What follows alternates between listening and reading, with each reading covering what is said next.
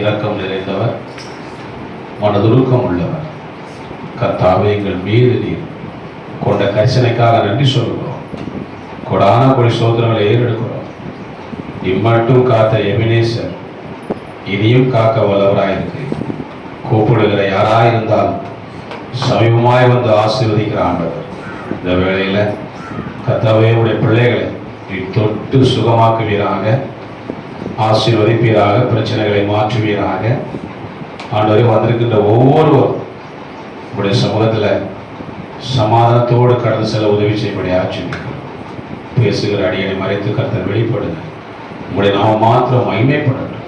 இயேசு மூலம் ஜெபிக்கிற ஜெபங்கள் பிதாவே, ஆமென். அல்லேலூயா.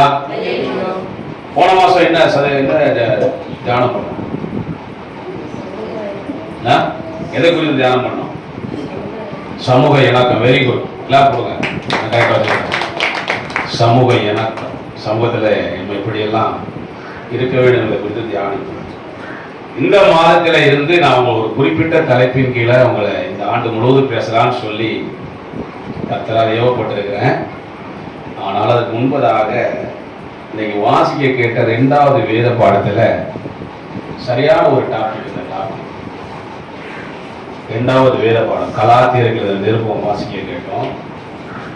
அதுல பவுலடிகளார் 6வது வசனம் சொல்லும்போது, உங்களை கிறிஸ்துவின் கிருபையினாலே அழைத்தவரை, யாரு? ஆண்டவர் அழைத்திருக்கிறார். வருத்தப்பட்டு பாரம் சுமக்கிறவர்களே, நீங்கள் எல்லாரும் என்னிடத்துல வாருங்கள். ஆண்டவருடைய சமூகத்துலதான் என்ன உண்டு? இளைப்பாறுதல் உண்டு, நித்திய பேரானந்தம் உண்டு, பாதுகாப்பு உண்டு. அதனாலதான் சொல்றாரு தாவீது, தீங்கு நாளில் அவர் என்னை தமது கூடாரத்திலே மறைத்து என்னை ஒளித்து வைத்து கன்மலை மேல் உயர்த்துவார். அல்லேலூயா. மறைக்கிறது வேற, ஒளிச்சு வைக்கிறது வேற. ஒரு சாக்லேட் இருக்கு, ஒரு ஐஸ்கிரீம் இருக்கு, இந்த குழந்தை பார்க்குது, பார்க்க கூடாதுன்னு கையில வச்சு என்ன பண்றது? மூடுறது, மறைக்கிறது. கிடைக்கவே கூடாது அப்படின்னு சொல்லி எங்கேயாவது ஒரு இடம் பார்த்து கொஞ்சம் வைக்கிறது இல்லையா? அதுறது ஒளிச்சு வைக்கிறது. ஆண்டவர் என்ன பண்றாரு? அவனை மறைச்சி ஒளிச்சு வச்சு இல்ல கன்மலை மேல் உயர்த்துகிற ஆண்டவராக இருக்கிறார். இந்த சொல்றாரு, அழைத்தவரை நீங்கள் இவ்வளவு சீக்கிரமாய் விட்டு வேறொரு சுவிசேஷத்திற்கு திருவதை பற்றி நான் ஆச்சரியப்படுகிறேன். ரொம்ப ஆச்சரியமா இருக்கு. சொல்லுவோம்ல, எவ்வளோ நான் நன்மை செஞ்சேன், இவ்வளவு சீக்கிரமா என்ன மறந்துட்டாங்க, இவ்வளவு சீக்கிரமா மறந்துட்டாங்களே. அவருடைய முன்னேற்றத்துக்கு காரணம் நான் அப்படின்னு அநேகம் சொல்றதை கேள்விப்பட்டோம். மொழியார் சொல்ற, அழைத்தவரை விட்டுட்டு இன்னைக்கு வேற ஒரு சுவிசேஷத்தை நோக்கி ஓடிக்கொண்டிருக்கல, எனக்கு ரொம்ப ஆச்சரியமா இருக்கிறது அப்படின்னு சொல்ற. அதனால அழைத்த அழைப்பிலே நாம் என்ன செய்ய வேண்டும்? நிலைத்திருக்க வேண்டும். அழைத்தவரை நாம் பற்றி கொள்ள வேண்டும். மற்ற எந்த ஒரு காரணங்களுக்காகவோ காரியங்களுக்காகவோ அழைத்தவரை மறந்து விட்டு வேறொரு உபதேசத்தை நாம் என்ன செய்யக்கூடாது? நாடி தேடி ஓடக்கூடாது. அல்லேலூயா. அப்படி போனோம் அப்படின்னா நம்முடைய நிலைமை ரொம்ப அதிக கேடுள்ள நிலைமையாக இருக்கும். எனவே இந்த நாளிலே ஒரு எச்சரிப்பை பவுலடிகளார் கலைத்திய திருச்சபைக்கு எழுந்ததை போல அவர் நமக்கு எச்சரிக்கிறார். எனவே நாம் என்ன செய்ய வேண்டும்? அழைத்தவரை மறக்காமல், அழைத்தவரை பற்றி கொண்டு அனுதினமும் அவருடைய அடிச்சுவடுகளை பின்பற்றி நாம் வாழ அழைக்கப்படுகிறோம். அல்லேலூயா. இந்த ஆண்டில் நான் ஒரு தீர்மானம் எடுத்திருக்கேன். 10-12 மாசமும் உங்க சர்ச்சைக்கு ஆப்ஷனாக வரணும்னு நினைச்சிருக்கிறேன். ஏனென்று சொன்னால், ஒரே தலைப்பின் கீழே இந்த வருஷம் பேச போறோம். செய்தி, ஒரு எழுத்து ஒரு செய்தி, ஒரு இடத்துல ஒரு நற்செய்தி. அதுல இருந்து ஆண்டவர் வேதாகமத்துல இருந்து நமக்கு என்ன கற்றுக் கொடுக்க போகிறார் இந்த ஆண்டில? அடிக்கடி நம்ம மக்களை பார்த்து சொல்லுவோம், ஏளனமா சொல்லுவோம். என்ன சொல்லுவோம்? நீ என்ன பெரிய இவனா? நீ என்ன பெரிய ஆளா? நீ என்ன ஏமாத்திரம்? இதெல்லாம் நம்ம ஏளனமா பேசுவதும் இல்லை. ஆண்டவராகிய கர்த்தர் நம்மை பார்த்து சொல்லுகிற வார்த்தை நீ நீ நீ. அநேக நேரங்களில் ஆண்டவர் நம்மோடு உறவாடுகிறார். உனக்காக நான் மரித்தேனே, எனக்காக நீ என்ன செய்த, என்ன செய்த, எனக்காக நீ என்ன செய்த. ஆண்டவருக்காக நாம் என்ன செய்கிறோம், என்ன செய்து கொண்டிருக்கிறோம், எதை நாம் சாதித்திருக்கிறோம். நமக்காக கல்வாரி சிலுவையில் ஜீவ பலியாக தம்மை ஒப்பு கொடுத்தார். அதற்கு ஈடாக நம்மளால் என்ன செய்ய முடியும், என்ன செய்தோம். இந்த நாளிலே நாம் சிந்திக்கும்படியாக கர்த்தர் கொடுத்த வார்த்தை நீ. நீதிமொழிகள் புஸ்தகம் 2ஆம் அதிகாரம் 20ஆம் வசனம் சொல்லுகிறது. நீதிமொழிகள் 2:20, நீ நல்லவர்களின் வழியிலே நடந்து நீதிமான்களின் பாதைகளை காத்துக் கொள்வாயாக. அல்லேலூயா. ரொம்ப கஷ்டமான காரியம் நல்லவன் வழியில போறது. ராஜாஜி, கெட்டதை ஈஸியா பின்பற்றிடுவோம், கெட்ட காரியங்களை ஈஸியா பின்பற்றிடுவோம். நல்லவங்க வழியில போறது நமக்கு கொஞ்சம் வேப்பங்காய் சாப்பிடுற மாதிரி, வேப்ப இலை சாப்பிடுற மாதிரி, வேப்பஞ்சார் பருகிற மாதிரி. ஏன் அது என்ன செய்யும்? கசப்பு. சில பேர் பாகக்காய் போட்டு கூட சாப்பிட மாட்டாங்க, ஏன்னா கசப்பு. அதுக்காக நம்ம பண்ணுவோம், சில பேர் அதுல சக்கரை போடுறது இல்ல. வசனம் சொல்லுகிறது, நீ நல்லவர்களின் வழியிலே நடந்து நீதிமான்களின் வழியை என்ன செய்ய வேண்டும்? காத்து கொள்ள வேண்டும், காத்து கொள்ள வேண்டும்.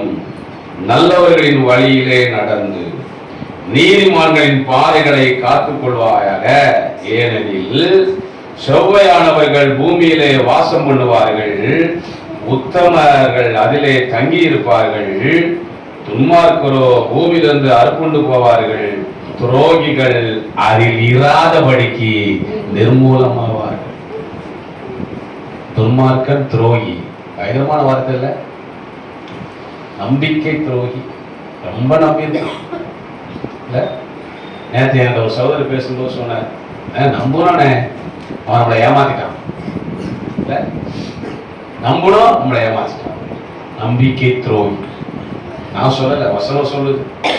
துன்மார்க்கரோ பூமியிலிருந்து அறுப்புண்டு போவார்கள், துரோகிகள் அதிலே இராதபடிக்கு நிர்மூலமாவார்கள். அப்போ நாம யாரோடு, அதான் சொல்றேன், துன்மார்க்கரோட சேராத. சங்கீதம் 1 ரொம்ப மனப்படமா தெரியல. துன்மார்க்கரின் ஆலோசனையில் நடவாமலும் இல்ல, துன்மார்க்கத்திற்கேதுவான வெறி கொள்ளாமல் தெய்வ பயத்தோடு என்றுமே. துன்மார்க்கத்திற்கேதுவான வெறி கொள்ளாமல் தெய்வ பயத்தோடு என்றுமே.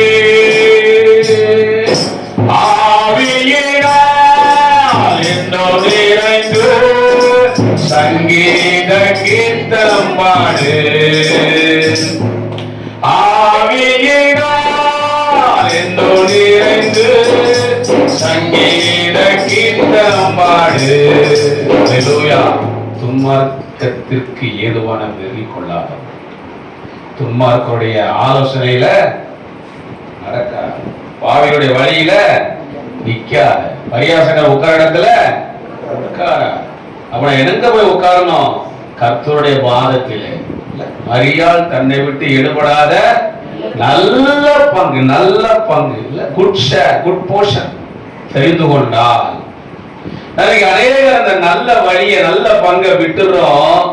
எது ஏவாளை கவர்ந்ததோ, பார்வைக்கு அழகானது, ஆமா, அந்த அழகான நோக்கி தான் ஓடிக்கொண்டிருக்கிறோம். அந்த அழகுக்கு பின்னால எவ்வளவு பெரிய ஆபத்து இருக்கிறது என்பதை நாம் மறந்து விடுகிறோம்.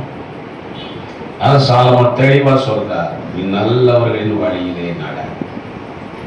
நீ அப்படி நடக்க வேண்டும் என்று சொன்னால் முதலாவது என்ன செய்ய வேண்டும்? நீ உத்தமனா இருக்க வேண்டும். ஆதியாகமத்தின் புஸ்தகம் 17ஆம் அதிகாரம் 1ஆம் வசனத்துல ஆபிரகாமோடு பேசும்போது ஆண்டவராகிய கர்த்தர் சொல்றாரு ஆபிரகாம்கிட்ட. ஆதியாகமம் 17:1 வாசிங்க. ஆபிரகாம் 99 வயதான போது கர்த்தர் ஆபிரகாமுக்கு தரிசனமாகி, நான் சர்வ வல்லமையுள்ள தேவன், நீ எனக்கு முன்பாக நடந்து கொண்டு உத்தமனாயிரு. அல்லேலூயா. சர்வ வல்லமையுள்ள தேவனுக்கு முன்பாக நீங்களும் நானும் உத்தமன். உத்தமன் என்று சொன்னா உண்மையுள்ளவன், நேர்மையுள்ளவன், நீதி செலுத்துகிறவன். இப்படியாக என்ன செய்ய வேண்டும்? நீ வாழ வேண்டும். நீ எனக்கு முன்பாக. அப்ப ஆண்டவருக்கு முன்பாக ஒரு மனுஷன் உத்தமனா இருப்பான் என்று சொன்னால் நிச்சயமாக அவன் எல்லா மனிதனுக்கு முன்பதாகவும் உத்தமனாதான் விளங்குவான். அப்படிதானே? நீ கர்த்தருடைய பயம் இல்ல, கடவுளுடைய பயம் இல்ல, இல்லாதனால மனம் போன போக்கில் அலைந்து திரிகின்ற ஜனங்கள், மனம் போன போக்கில் அலைந்து திரிகின்ற விசுவாசிகள் இல்ல சொன்னார் இல்லையா? 8 ஆண்டுகளாய் இடம் பார்த்து வாங்கணும் பிரயாசப்பட முடியல, கூட இருக்கிறவனே குடிய பறிக்கிறான். நம்ம கூட நல்லா பேசுவான், ஆனா அந்த பக்கம் என்ன பண்ணுவான்? எப்படிடா கெடுக்கிறது வெட்டி விடுவான். இதுதான் மனுஷனுடைய மாண்பு. அல்லேலூயா. பாம்புக்கு பல்லில் விஷம் என்பார், தேளுக்கு கொடுக்கில் விஷம் என்பார். அடிக்க மாட்டேங்க, அடிச்சாலும் மெல்ல வலிக்காம அடிக்கிற. பாம்புக்கு பல்லில் விஷம் என்பார், தேளுக்கு கொடுக்கில் விஷம் என்பார், மனிதனின் மாண்போ தனி என்பார், தேகம் முழுவதும் விஷம் என்பார். மனிதனின் மாண்போ தனி என்பார், தேகம் முழுவதும் விஷம் என்பார். அல்லேலூயா. மனுஷனுடைய மாண்பு தனியா இல்ல. பாம்பை பார்த்தா சொல்லிடலாம், என்ன செய்யும்? கொட்டும், பல்லுல விஷம் சொல்லிடுவாங்க, சொல்லுவாங்க.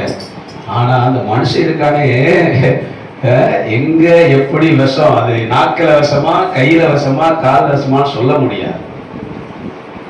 அல்லேலூயா.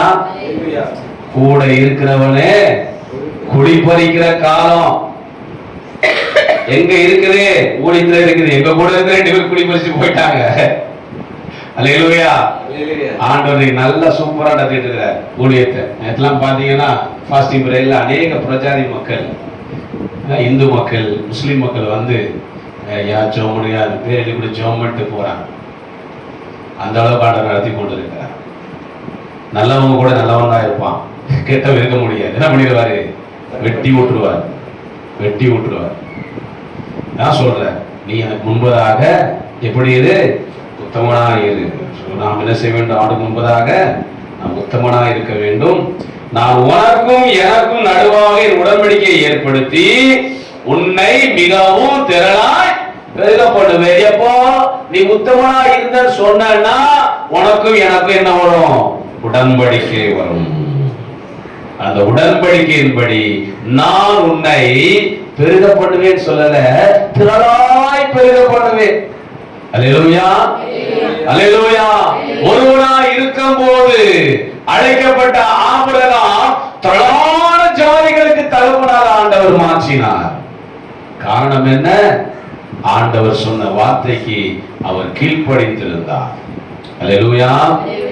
நாம் நம்முடைய வாழ்க்கையில நாம் என்ன செய்ய வேண்டும்? கீழ்ப்படிந்தவர்களாய் காணப்பட வேண்டும். அப்பொழுது ஆபிரகாம் முகங்குப்புற விழுந்து வணங்கினான். எவ்வளவு ஒரு பயங்கரம்! அந்த சூழ்நிலை அப்படியே சிந்திச்சு பாருங்களேன். ஆண்டவர் வாக்கு கொடுக்கிறாரு, என்ன பண்றான்? ஆண்டவரே, நான் எதுக்குமே தகுதி இல்லையா அப்படின்னு சொல்லி முகங்குப்புற விழுந்து வணங்குகிற ஒரு காட்சியை காண முடிகிறது. தேவன் அவனோடு பேசி, நான் உன்னோடு பண்ணுகிற என் உடன்படிக்கை என்னவென்றால், நீ திரளான ஜாதிகளுக்கு தகப்பனாவாய்.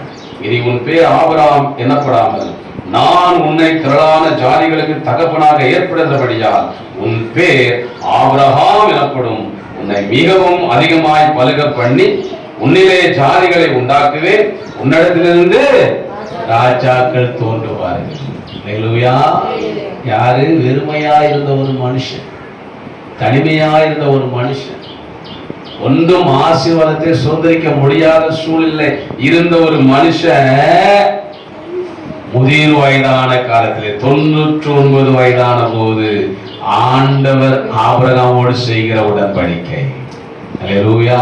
எனக்கு அருமையான தேவ ஜனமே, நான் ஆண்டவருடைய சமூகத்தின் பார்வையில உத்தமர்களாய் விளங்க தேவன் நம்மை அழைக்கிறார். ஆமென்.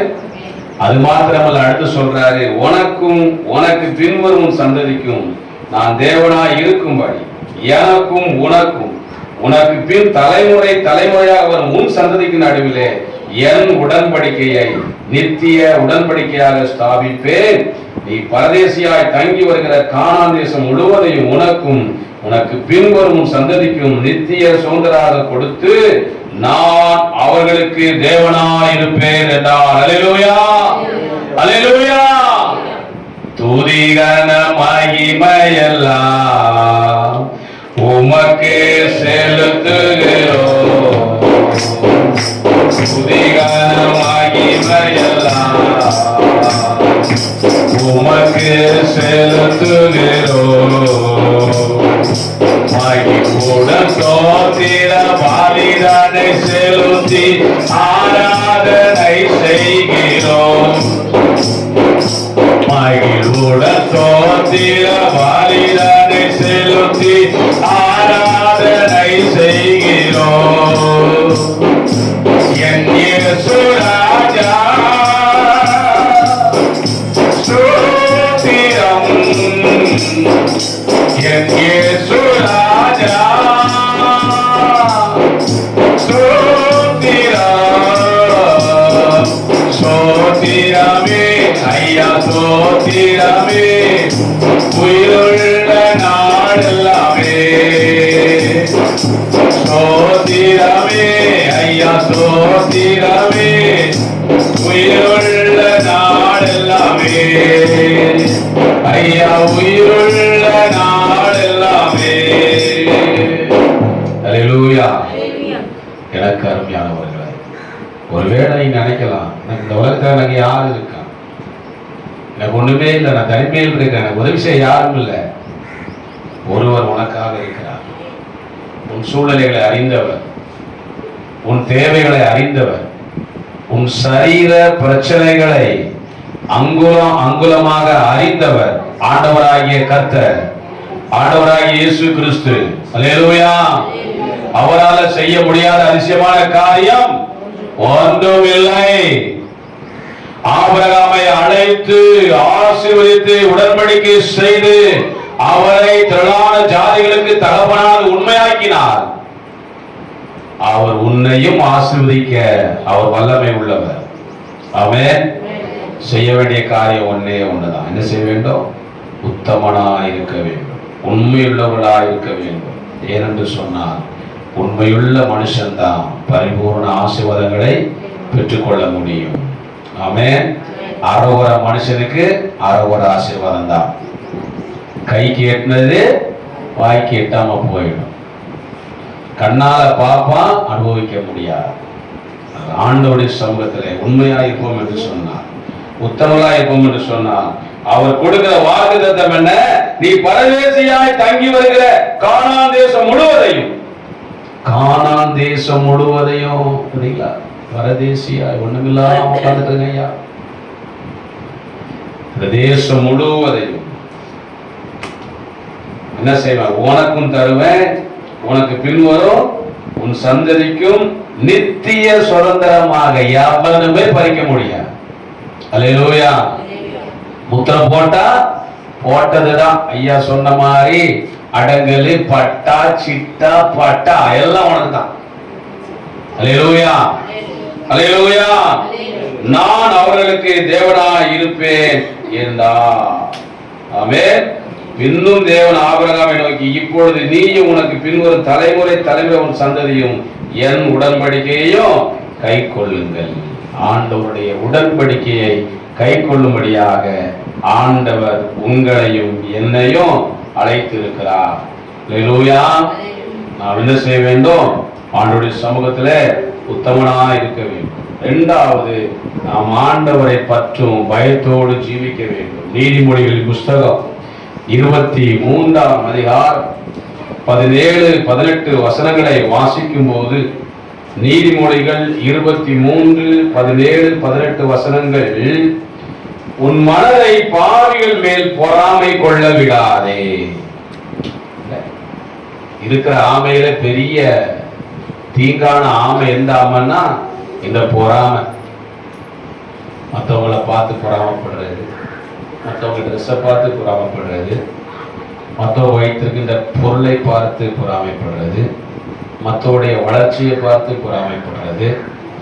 அதுலேயும் கிறிஸ்தவ மக்களுக்கு அடிக்கடி நான் கூட நினைப்பது உண்டு, இல்லை உலகத்தானெல்லாம் நல்லா இருக்கிறானே, துன்மார்க்கமாக இருக்கிறான், செழிப்பாக இருக்கிறானே, இல்லை அவனுக்கு எவ்வளோ ஒரு பயங்கரமான என்னது ஆசீர்வாதம் இருக்கு அப்படின்னு சொல்லி ஆசாபு ஒரு சங்கீதத்தில் எழுதுவார். இவங்க ரொம்ப தெளிவாக எழுதுவார். அதை பார்த்து நம்ம என்ன பண்றோம்? அநேக நேரங்களில், அதாவது சங்கீதங்கள் புஸ்தகம் 73ஆம் அதிகாரம், இது ஒரு பெரிய டாபிக். இந்த சங்கீதம் பயங்கரமான ஒரு சங்கீதம். சொல்ற பாருங்களேன், 73ஆம் சங்கீதத்துல, சுத்த இதயமுள்ளாகிய இஸ்ரவேலுக்கு தேவன் நல்லவராகவே இருக்கிறார். தெரியும், கர்த்தர் நல்லவரும் தெரியும். யாருக்கு? சுத்தமுள்ள ஜெனிஃபருக்கு, சுத்தமுள்ள லாரன்ஸுக்கு, சுத்தமுள்ள பிரபுதாஸ் ஐயாவுக்கு. சுத்தமுள்ள இதயம், சுத்தமுள்ள இதயம் உள்ளவர்கள். சுத்தமுள்ள இதயம் உள்ளவர்களுக்கு ஆண்டவர் யார் தான்? நல்லவர் தான். சரியா? அப்படின்னு சொல்லிட்டு அதுக்கு அடுத்து 3வது வசனத்தை வாசிங்களேன். துன்மார்க்கரின் வாழ்வை நான் காண்கையில் வீம்புக்காரராகிய அவர்கள் மேல் பொறாமை கொண்டேன். யார் சொல்றா? பக்திமான் சொல்றான். பக்திமான் சொல்றார். பெரிய ஒரு ஆசாரியன் சொல்றார். துன்மார்க்கரை பார்க்கும் போது அவருடைய வாழ்வின் நிலைகளை குறித்து எனக்கு எப்படி இருந்தது? பொறாமையா இருந்தது. ஏன் என்று சொன்னால் அதுக்கு அடுத்த வசனத்துல விட சொல்றார். அவரே சொல்றார், வாசிங்க. மரண பரியந்தம் அவர்களுக்கு இடுக்கங்கள் இல்லை, அவருடைய பலம் உறுதியா இருந்தது. இல்ல, உறுதியா இருக்கிறது. அநேக நேரங்கள்ல நமக்கு பிரச்சனை வரும்போது, வியாதிகள் வரும்போது, இல்ல நம்ம ஏன் ஆண்டவரே அப்படின்னு கேள்வி கேட்கிறோம்ல. எவ்வளவு நான் உத்தமனா இருக்கிறேன், நான் கரெக்டா ஒழுங்கா நான் சர்ச்சுக்கு வரேன், எவ்வளவு நன்மை செய்யறேன். நான் கூட யோசனை பண்ணேன், இந்த கடந்த எங்க ஸ்கூல்ல சம்பவம் நடக்கும்போது, ஏன் ஆண்டவரே நமக்கு யாருக்கு இந்த தீங்கு பண்ணலையே, நமக்கு ஏன் இந்த நிலைமை. ஆனா அதுலேயும் ஆண்டவர் சில நன்மையான காரியங்களை செய்தார். ஆமே. ஒரு பில்டிங் லைசன்ஸே வாங்காம இருந்தது, வாங்க முடியாதுன்னு எல்லாம் நினைச்சாங்க. ஆண்டவர் எல்லாத்தையும் மாற்றி எல்லாம் வாங்கறதுக்கு ஆண்டவர் அனுகிரகம் பாராட்டினார். ஒரு துன்பத்திலும் ஒரு இன்பம். அல்லேலூயா. துன்பமா துயரமா அது தண்ணீர் பட்ட உடை போன்றதம்மா. துன்பமா துயரமா அது தண்ணீர் பட்ட உடை போன்றதம்மா. காற்றடிச்சா மழை பெஞ்சா காய்க்கும் போய்விடோ கலங்காதே. காற்றடிச்சா மழை பெஞ்சா காய்க்கும் போய்விடோ கலங்காதே. துன்பமா உயரமா அது கண்ணீர் பட்ட உடை போன்றதம்மா.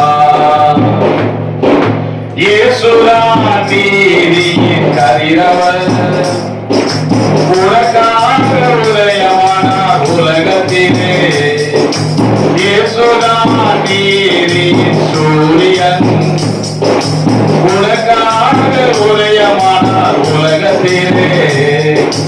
நம்பிவா வெளிச்சம் தேடிவா, துக்க நாட்கள் இன்றோடு முடிந்தது. நம்பி வா, வெளிச்சம் தேடி வா, துக்க நாட்கள் இன்றோடு முடிந்தது. துன்பமா துயரமா கண்ணீர்பட்ட உடை போட்டதமா, துன்பமா துயரமா கண்ணீர்பட்ட உடை போட்டதமா. அல்லேலூயா. எல்லாம் காத்தடிச்சா வெயில் பெஞ்சா வெயில் அடிச்சா எப்படி காஞ்சு போதோ அதே போல நம்முடைய துன்பங்களும் துயரங்களும் ஆண்டவருடைய பார்வைப்பட்டா காணாமல் போய்விடும். அல்லேலூயா. ஒரு பெரிய ஆசாரிய ஊழியம் செய்கிற ஆசாப் எழுதுறார், துன்மார்க்கனை கண்டபோது அவனை நான் பார்த்து பொறாமை கொண்டேன், ஏனென்று சொன்னால் அவனுக்கு மரண பரியந்தம் இடரல் இல்லை. ஊழியத்துக்கு போகணும்னு நினைச்சிட்டு ஐயா பைக் எடுப்பாரு, பைக் பஞ்சரா நிற்கும் சொன்னார் இல்லையா, சூழல்பேட்டைக்கு போனோம். ஏன் ஆண்டவர் இல்லை, ஆண்டவர் ஊழியத்துல போறோம், அப்புறம் நல்லதான் நடக்கணும், அம்மாவா இல்லையா? ஆண்டுடைய சித்தம் இல்லாமல் நம்ம தலையில இருந்து ஒரு மொழி கூட கீழே உள்ள. இன்னைக்கு அவர் அங்க இருக்கிறாருன்னா அவர் இங்க இருக்கணும்னு தான் ஆண்டுடைய சித்தம். அல்லேலூயா. எனக்கு அருமையானவர்கள் சொல்றாரு 5வது வசனத்துல, நரப்படும் வருத்தத்தில் அகப்பட்டார்கள், மனுஷர் அடையும் உபாதையை அடையார்கள். எந்த வேதனை உனக்கு இல்லப்பா, நான் பாரு என் வாழ்க்கையெல்லாம் ஒரே தலைவலி, ஒற்ற தலைவலி, தீரவே மாட்டேங்குது, கடுமையான வயிற்று வலி, அது பேக் பெயின், மூட்டு வலி குறையவே மாட்டேங்குது அப்படின்னு சொல்லி நம்ம பல வலிகளை குறித்து வேதனைப்படுது. ஆனா துன்மார்க்கனுக்கு வலி இல்லை, வேதனை இல்லை அப்படின்னு சொல்லிட்டு அவரு பெரிய லிஸ்ட போடுற. அவர்கள் சீர்கட்டு போய் அகந்தையாய் கொடுமை பேசுகிறார்கள், இருமாப்பாய் பேசுகிறார்கள், தங்கள் வாய் வானம் மட்டும் எட்ட பேசுகிறார்கள், நாம பூமி எங்கு உலாவுகிறது, இப்படி எல்லாம் சொல்லிட்டு அவர் சொல்ற 13ஆம் வசனத்துல, நான் விருதவாகவே இதயத்தை சுத்தம் பண்ணி குற்றமில்லாமல் என் கைகளை கழுவினேன், நாள்தோறும் நான் வாதிக்கப்பட்டும் காலைதோறும் தண்டிக்கப்பட்டும் இருக்கிறேன். துன்மார்க்கலாம் நல்லா இருக்கிறான், அவன் செய்தெல்லாம் நல்லா நிலைக்குது, ஆனா நான் ஒவ்வொரு நாளும் வேலையில கிடக்குறேன் அப்படின்னு சொல்லி அவர் புலகும் போது கடைசியாக 17ஆம் வசனத்துல சொல்றாரு, 16-17 இதை அறியும்படிக்கு யோசித்து பார்த்தேன், நான் தேவனுடைய பரிசுத்த ஸ்தலத்தில் பிரவேசித்து ஒரு முடிவை கவனித்து உணர் மூலம் அதன் பார்வைக்கு விசனமாயிருந்தது. நம்ம ஆரம்பத்தை தான் பார்க்கிறோம், எதை பார்க்க மாட்டேங்கிறோம், முடிவை பார்க்க மாட்டேங்கிறோம். ஆனா இங்க சொல்றாரு, அவன் முடிவை பார்க்க வரைக்கும் எனக்கு விசனமா இருந்துச்சு, அதுக்கப்புறம் ஆண்டவர் என்ன நல்லாத வசதியாக சொல்லி நான் என்ன பண்ணிட்டேன், பெருமைப்பட்டு கொண்டே சொல்றார், நிச்சயமாகவே நீர் அவர்களை சர்க்கரார்களை நிறுத்தி பாலாயங்களை விட பண்ணுகிறீர், அவர் ஒரு நிமிஷத்துல எவ்வளவாய் பாழாய் போகிறார்கள், பயங்கரங்களால் அழிந்து போகிறார்கள், நித்திரை தெளிந்தவுடனே சொப்பனம் ஒழிவது போல ஆண்டவரே விழிக்கும் போது அவர்கள் வேஷத்தை இகழுவி. இப்படியாக என் மனம் கசந்து என் உள்ளத்திரிகளில் குத்துண்டேன், நான் காரியம் அறியாத மூடனானே, உமக்கு முன்பாக மிருகம் போல் இருந்தேன். ஏன்? மற்றவனை பார்த்து பொறாமை அடைஞ்சதுனால எனக்கு காரியம் என்னன்னு தெரியாது, முட்டாளாயிட்டேன், நான் மிருகம் மாதிரி இருந்தேன், ஆனாலும் நான் எப்பொழுதும் உம்மோடு இருக்கிறேன், வலதுகை நீ பிடித்து தாங்குகிறீர், உடைய ஆலோசனைப்படி நீ என்னை நடத்தி முடிவில் என்னை மகிமையிலே ஏற்றுக்கொள்ளுவீர். அல்லேலூயா. அதுதான் துன்மார்க்கனுக்கும் நீதிமானுக்கும் உத்தமனுக்குள்ள வித்தியாசம். ஆண்டவர் நம்மை மகிமையிலே ஏற்றுக்கொள்ளுவார். ஆமென். வாசியுங்கள் நீதிமொழிகள் 23:17-18 மீண்டும் வாசியுங்கள்.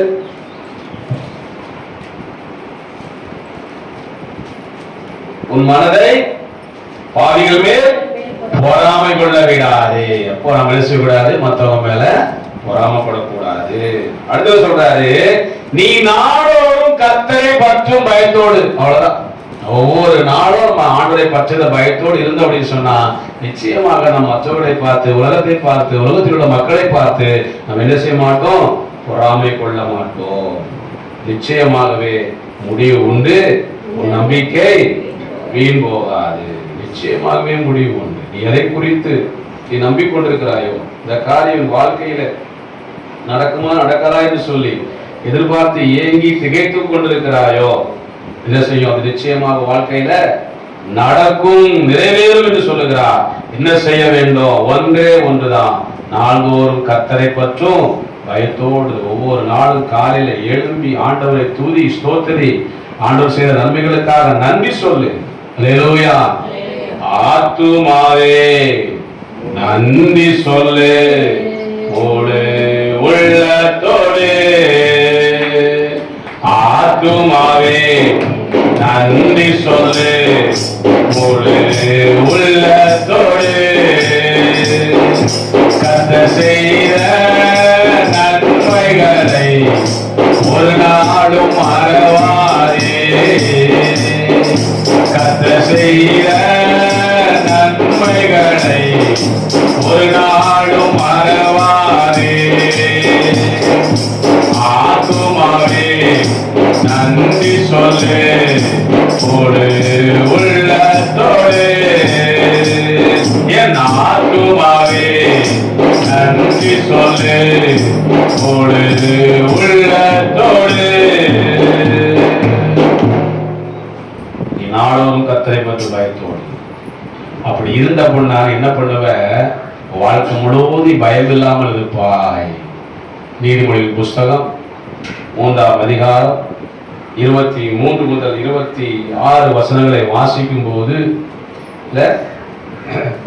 21 வாசிக்கலாம். என் மகனே, இவைகள் உன் கண்களை விட்டு பிரியாதிருப்பதாக மெய்ஞானத்தின் நல்ல ஆலோசனையை காத்துக்கொள். அவைகள் உன் ஆத்துமாவுக்கு ஜீவனும் உன் கழுத்துக்கு அலங்காரமாய் இருக்கும். அப்பொழுது நீ பயமின்றி உன் வழியில் நடப்பாய். அல்லேலூயா, அல்லேலூயா.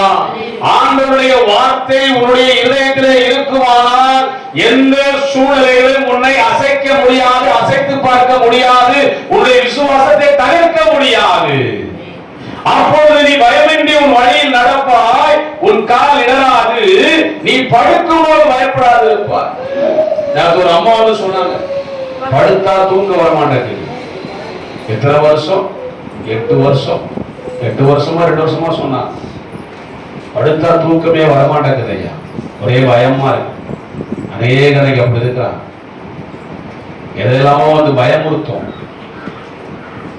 கண்ணுக்கு அயர்ந்த நித்திரை வருவதில்லை, அதனாலே கஷ்டப்படுகிற மக்கள். வசனம் சொல்லுகிறது, நீ படுக்கும் போது பயப்படாது. நேற்று ஒரு சகோதரன் சொன்னார், என்னுடைய பேத்தி நைட்டை தூங்கவே மாட்டேங்குது, திடீர்னு அழுகுது அப்படின்னு சொல்லிட்டு நானும் அன்படம் தான் ஜோம் பண்ணி அனுப்பிச்சோம், போங்க அப்படின்னு சொல்லிட்டு. நிம்மதியான தூக்கம் இல்லை, நிம்மதியான உறக்கம் இல்லை. நீங்க எத்தனை பேர் அப்படி இருக்கிறாங்க. ஆனால் நீங்களும் நான் ஆண்டோடைய சமூகத்துல அமர்ந்து நாம் ஜெபித்து விட்டு தூங்கும் போது எவ்வளவு இன்பமான நித்திரை. காலையில் அவரே எழுப்பி விடுகிறார், டைம் ஆச்சுடா எழும்புடா, ஜோம் பண்றா, வேலைக்கு போடான்னு சொல்லிட்டு. அல்லேலூயா. நீ படுக்கும் போது பயப்படாது இருப்பாய், நீ படுத்துக் கொள்ளும் போது உன் நித்திரை எப்படி இருக்கும்? அல்லேலூயா. கர்த்தர் தமக்கு பிரியமானவனுக்கு நித்திரை அடைக்கிறார். நம்ம தானே, நம்முடைய நித்திரை இன்பமாக இருக்கும். தூங்குற இடத்துல கூட நம்ம மகிமையாய் தூங்க முடியும். ஆமென். சடிதியான தீயிலும் துஷ்டரை பால்கடிப்பும் வரும்போது நீ அஞ்ச வேண்டாம். ஏனென்று சொன்னால் கர்த்தர் உன் நம்பிக்கையா இருந்து உன் கால் சிக்கி கொள்ளாதபடி காப்பார். ஆமென். உன் நம்பிக்கையா இருக்கிறவர் யாரு? ஆண்டவராகிய இயேசு கிறிஸ்து. எந்த சூழ்நிலையிலும் நீ சிக்கிக் கொள்ளாதபடிக்கு, உன் கால் சிக்கிக் கொள்ளாதபடிக்கு காக்க வல்லவர் அவர் ஒருவர் தான். ஆனால் நீ செய்ய வேண்டிய காரியம் என்ன? ஆண்டவருடைய வார்த்தையை நீ கை கொள்ள வேண்டும், ஞானத்தை கை கொள்ள வேண்டும், நல்ல ஆலோசனையை காத்துக்கொள்ள வேண்டும். நீ நல்ல ஆலோசனை கேட்கறதுக்கு ஆளே கிடையாது. நல்ல ஆலோசனை சொல்ற வாங்கினா வருவது ஆள் கிடையாது. ஆனா அதே நீங்க கெட்டு போற சூழ்நிலைக்கு ஒரு ஆலோசனை சொல்லுங்க, எல்லாம் வந்து கேட்பான், காது கொடுத்து கேட்பான். எனக்கு அருமையானவர்களே, நாம் ஆண்டவருடைய சமூகத்தில் நாடோறும் கர்த்தரை பற்றும் பயத்தோடு இருக்க வேண்டும். அப்படி இருந்தோம் என்று சொன்னால் ஆண்டவர் நம்மை பயமில்லாமல் நடத்துவார். கடைசியாக ஆண்டவர் நம்மை தப்புவிப்பார். எல்லா இடையூறுகளுக்கும் தேவன் நம்மை தப்புவிக்கிற ஆண்டவராய் இருக்கிறார். நீதிமொழி புஸ்தகம் 2ஆம் அதிகாரம் 11 முதல் 15 வசனத்தை வாசிக்கும் போது, நீதிமொழி 2:11-15 வாசிக்கும் போது, நல் யோசனை உன்னை காப்பாற்றும், புத்தி உன்னை பாதுகாக்கும். அதனால் நீ துன்மார்க்கனுடைய வழிக்கும் மாறுபாடு பேசுகிற மனுஷனுக்கும் மாற்றி மாற்றி பேசுவான் இல்லையா? காலையில் ஒன்று பேசுவான், சாயங்காலம் ஒன்று பேசுவான், நைட்டு ஒன்று பேசுவான், காலையில் கேட்டால் நான் சொல்லவில்லையே அப்படின்னு. நான் அப்படி சொல்லலையே, நான் இப்போ சொன்னேன். ஒரு சகோதரர் ஒரு பாசம் சொன்னார், ஐயா இந்த மாதிரி கடன் வாங்கி கொடுத்தையா, கிறிஸ்தவன் ஐயா, சாட்சி கையெழுத்து போட்டாயா. இப்போ அவன் சொல்ல நான் கையெழுத்தே போடலங்கிறான், அவன் கையெழுத்தே இல்லைங்கிறான். கடன் வாங்க எங்க போயிட்டான்? புதுக்கோட்டைக்கு போயிட்டான். நான் எங்கேயா போய் தேடுறது? எங்க வீட்டில் டெய்லி சண்டையா, ஒரே சண்டையா. இதுக்கு கடன் வாங்குறதுக்கு ஹெல்ப் பண்ணவர். யாருக்கும் பிழைப்படாதீங்க காசு விஷயத்துல. மற்ற விஷயத்துல நீங்க செய்யுங்க, ஓகே சொல்லுங்க. எவ்வளவுக்கு உயிருக்கு உயிராக இருந்தாலும் சரி, காசு விஷயத்துல நீங்க அவ அப்படி இருக்கிறான் கஷ்டப்பட நினைச்சு நீங்க வந்து இறக்கப்பட்டுட்டீங்கன்னா நீங்க ஏமாந்து போவீங்க. வாழ்க்கையில நீங்க திரும்ப பெற்றுக்கொள்ளவே முடியாது. நான் சாட்சி, அதனால அனுபவப்பட சொல்றேன். அதனால என்ன செய்யணும்? ஆமா, 1.5 லட்சம் ரூபா கொடுத்தோம் ஒரு மனுஷனுக்கு சர்ச்சு கட்டுப்பான்ட்டு, மாசம் 10,000 ரூபாய் திரும்ப கூட அப்படின்னு மொத்தமா கூட கேட்கல. கஷ்டமா இருக்கியானாரு, சரி வாடகைக்கு எடுத்து நீ சர்ச்சை செட்டு போட்டுக்கோ, மாசம் மாசம் 10,000 ரூபாய் கொடு அப்படின்னு. 10 பைசா தரலையே, 10 பைசா தரலையே. மனுஷன் மண்டையே போட்டேன். நான் அங்கே போய் கேட்காது இப்போ முடியல. ஒரு ஊழியக்காரர் என் ஒய்ஃபுக்கு சுகம் இல்லையா, ஐயா இதை ஹெல்ப் பண்ணுங்க. மாமியார்ல ஒரே ஒரு செயின் போட்டாங்க, மைனர் செயின், கழுத்துல போட்டதே இல்லை. எல்லாமே வட்டிக்கார கடையிலே காசா கொடுத்தா திரும்ப வராது, பொருளா கொடுத்து பார்த்தேன். ஒருத்தர் வந்து அண்ணன் தெரியும், 7 மணிக்கு ஈஸி ஸ்கூல் காம்பவுண்ட் வந்துட்டு எனக்கு ரொம்ப கஷ்டமா இருக்கு கொடுங்க. எனக்கு காசே இல்லைப்பா, நான் வேணா வீட்டில் செய்யறதுக்கு எடுத்து இந்த பர்டிகுலர் பேசுவா நான் வேணா தரேன் அப்படின்னு. அதை கொடுத்துட்டு நான் வாங்கப்பட்ட பாடு பார்க்கணும். 3 வருஷம் போறான்னு அது முடிஞ்சுது. அப்புறம் ஒரு பாஸ்டர் பையனுக்கு கல்யாணம், பையனுக்கு பொண்ணுக்கு கல்யாணம் செய்யா, ஏதாவது பண்ணுங்க. எனக்கு எதுவுமே கிடையாது, இதை வேணா தாரேன் நீ வச்சுக்கிறப்ப நீங்க திரும்பி. அந்த மனுஷன் ஜெட்ல 1 வாரத்தில் பொய் காசெல்லாம் கொடுத்து திரும்பி கொடுத்தார். அதுக்கு அடுத்தது கடன் கொடுத்துட்டார். அடுத்த ஒரு பாஸ்டர் வந்தாரு, ஐயா பையனுக்கு பொண்ணுக்கு கல்யாணம் செய்யா, எனக்கு ரொம்ப கஷ்டமா இருக்கியாங்க. ஏன் எனக்கு எதுவுமே கிடையாது, காசுலாம் கிடையாது, இது இருக்குது, இதை வேணா வச்சுக்கோ கொடு. சரிவா கொடுத்துட்டார். அதுக்கு அந்த பையனுக்கும் வாங்கினார், கொடுத்துட்டார். 3வது முறை சுகம் இல்லைன்னு சொல்லி வாங்கினாரு. இந்த ஏப்ரல் வந்தா 1 வருஷம் ஆகுது. நானும் 2-3 முறை கேட்டு பார்த்துட்டேன். நொந்து நூடுல்ஸ் ஆகி இந்த மாதிரி வந்து நிக்கிறோம். என்ன பண்ற? அதனால இந்த காசு விஷயத்துல மாத்திரம் ஒருவேளை நம்ம செழிப்பா இருந்தால் தானமா கொடுக்கலாம். திரும்ப வரும் நினைச்சு செழிப்பா இருக்கா கொடுக்கவே கொடுத்துறாரு. ஆமா, எங்க சர்ச்சில் ஒரு மெம்பர் கேட்டார், அண்ணே என் பிள்ளைக்கு படிக்கிறதுக்கு ரொம்ப கஷ்டமா இருக்குண்ணே. பையன் பெரிய ஸ்கூல்ல படிக்கிறான், புரசாவகத்தில் டவுட்டன் கோயிலில் படிக்கிறான். கஷ்டமா இருக்கிற பிள்ளை படிக்கிறதா கவர்மெண்ட் அழகா 16 விதமான பொருட்களை ஃப்ரீயா கொடுத்து படிக்க வைக்குது. அதில் நம்ம ப்ரெஸ்டீஜ் ப்ராப்ளம் பார்க்குறோம். என் பிள்ளை கவர்மெண்ட் ஸ்கூலில் படித்தா, நாங்களும் கவர்மெண்ட் ஸ்கூலில் தான் படித்து வந்தோம். நாங்கள் படிக்கும்போது எந்த ஊரில் பிரைவேட் ஸ்கூல் இருந்தது, எங்கே சிபிஎஸ்சி இருந்தது இல்லை, டிடிஏ பள்ளியில் தான் படித்தோம். நம்ம டைசன் ஸ்கூலில் நல்லா தான் இருக்கிறோம். Prestige ego. உன் பிள்ளை எவ்வளோ ஃபீஸ் கட்டுறேன், உன் பிள்ளை எவ்வளோ ஃபீஸ் கட்டுறேன், நான் எல்கேஜிக்கு 1.5 லட்சம் ரூபா கட்டுறேன். அப்போ நான் 2 லட்சம் கட்டணும். ப்ரெஸ்டீஜ் 1.5 லட்சம் ரூபா எங்க படிக்குது? எவர் வீட்டில் படிக்குது? எவ்வளவு 5 லட்சம் கொடுத்தா போதும், அப்புறம் வெளியே வரும்போது மொத்தமா பணத்தை கொடுத்துருவாங்க. நல்லா இருக்குல்ல, நல்லதா இருக்கு, நல்லது திறந்த வீக்கம் தானே.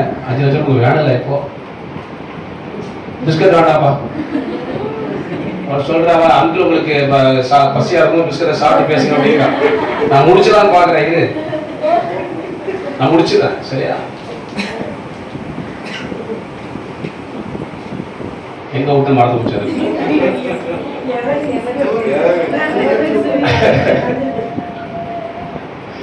அதனால எமர்ஜென்சிக்கு வந்தாங்க, நான் கொடுத்தேன், அவளுக்கு கொடுக்காதீங்க.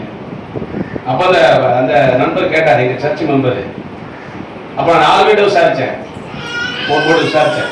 இந்த மாதிரி ஒரு பையனுக்கு படிப்புக்கு பணம் கேட்கிறாரு, நான் என்ன செய்யலாம், கொடுக்கலாமா வேண்டாம்?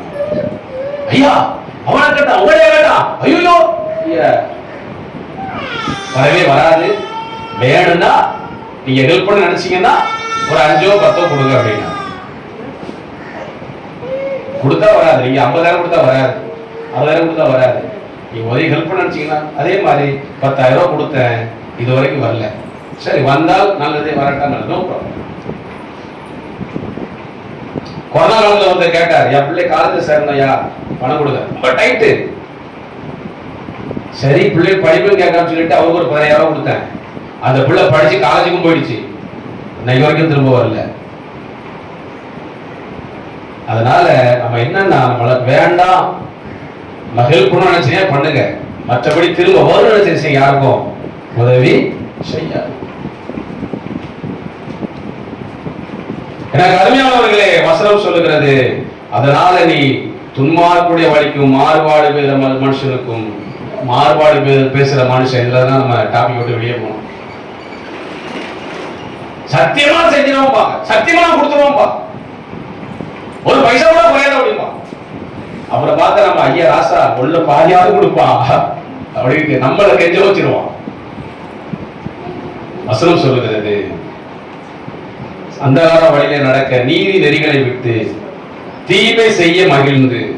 சில பேருக்கு மற்றவனுக்கு துன்பம் கூட ரொம்ப மகிழ்ச்சியா இருக்கும், மற்றவனை கெடுக்கிறது ரொம்ப மகிழ்ச்சியா இருக்கும், தூக்கமே வராது. அதான் சொல்ற, தீமை செய்ய மகிழ்ந்து துன்மார்களுடைய மாறுபாடுகளில் கழிவுறுவர்களுக்கும் மாறுபாடான பாதைகளில் கோணான வழிகளில் நடக்கிறவர்களுக்கும் நீ தப்புவிக்கப்படுவாய். தப்புவிக்கப்படும்.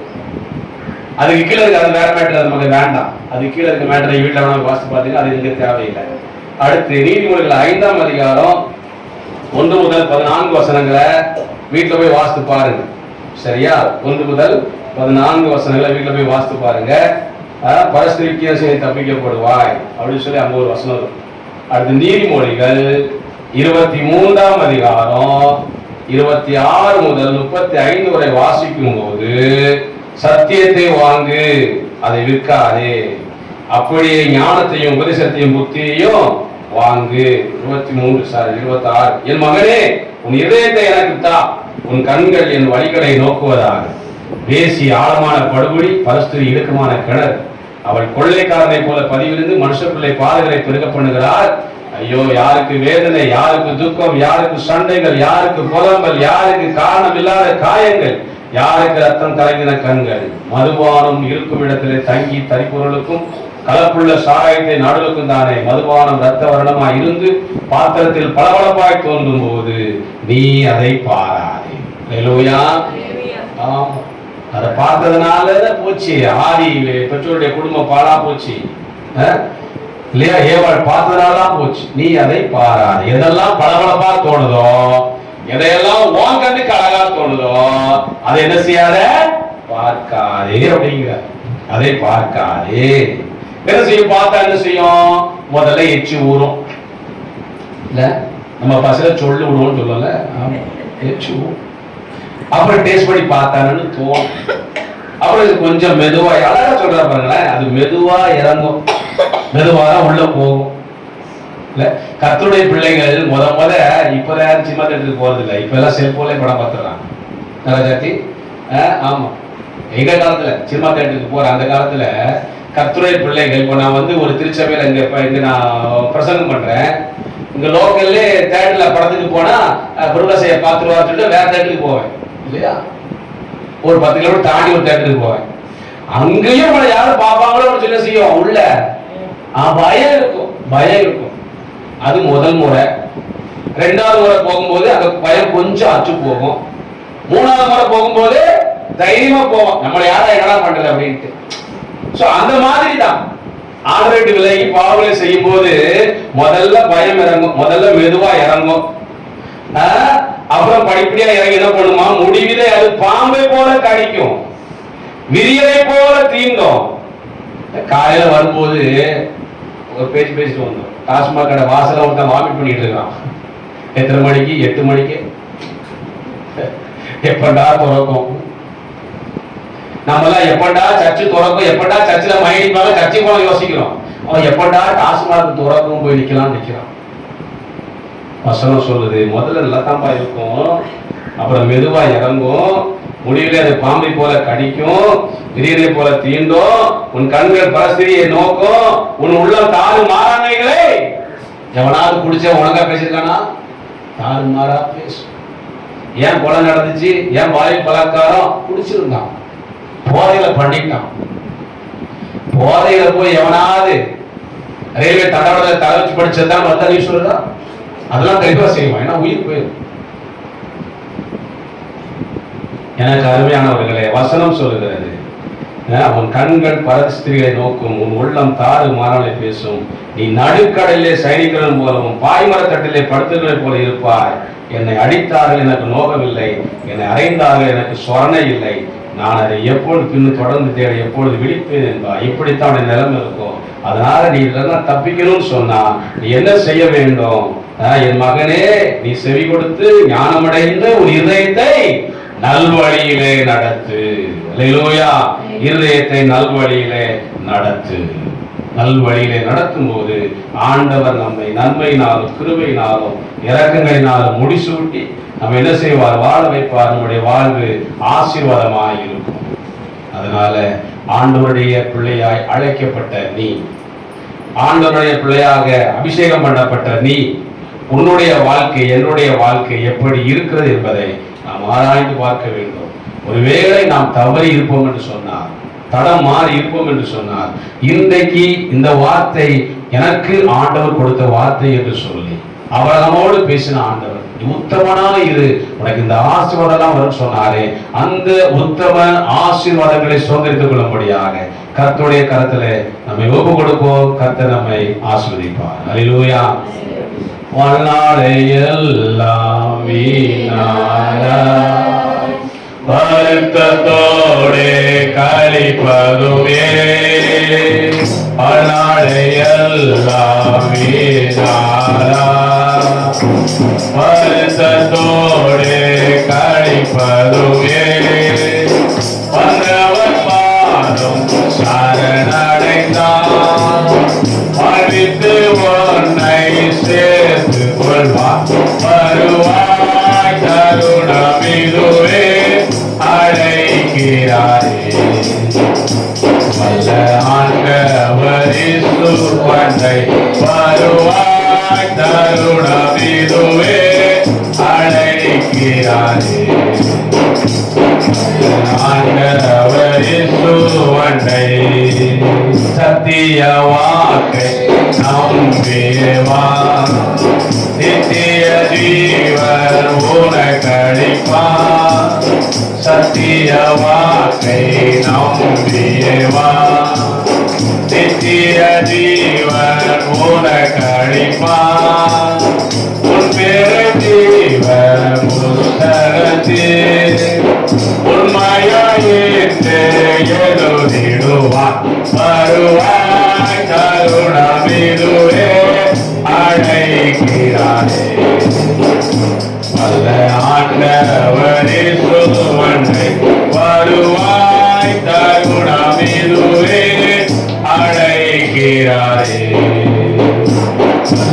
வல்ல ஆண்டவர் இயேசுவை. நேசிக்கிறார் ஆண்டவர் கிருபையா கொடுத்த இந்த ஓய்வு நாளுக்காக நன்றி சொல்லுவோம். எங்களோடு பேசின வார்த்தைகளுக்காக நன்றி சொல்லுவோம். அவரை நம்மை அழைத்து உத்தமனாக இருக்கும்படி கட்டளை கொடுத்த ஆண்டவர் இன்னைக்கு எங்களோடு அந்த வார்த்தையை கொண்டு பேசியிருக்கிறேன். நாங்களும் எங்களுடைய வாழ்க்கையை சீர்படுத்த ஸ்திரப்படுத்த ஆசாப்பை போல உலகத்து மக்களை கண்டு நாங்கள் பொறாமை கொள்ளாதபடிக்கு சொன்னார். ஆண்டவரே, நீர் எங்களுக்கு நியமித்திருக்கின்ற இந்த ஓட்டத்திலே நாங்கள் பொறுமையோடு ஓடத்தக்கதாக கிருபைகளை தந்து நீர் எங்களை ஆசீர்வதிப்பீரார். வந்திருக்கின்ற உங்களுடைய பிள்ளைகள் ஒவ்வொருவரை குடும்பமாக அல்லது பேராக தனித்தனியாக கர்த்தரை ஆசீர்வதிப்பீராக. நீர் அழைத்த அழைப்பில பார்க்கிறதாக நடந்து கொள்ள கர்த்தரை தகுதிப்படுத்துவீராக. உடைய சமூகத்திலே தாழ்த்துகிறோம், வெறுமையாக்குகிறோம். நீ செய்ய போற மகத்தான காரியங்களுக்காக நன்றி சொல்கிறோம். இயேசு மூலம் ஜெபிக்கிற ஜெபங்களுக்கு ஆமென். அல்லேலூயா.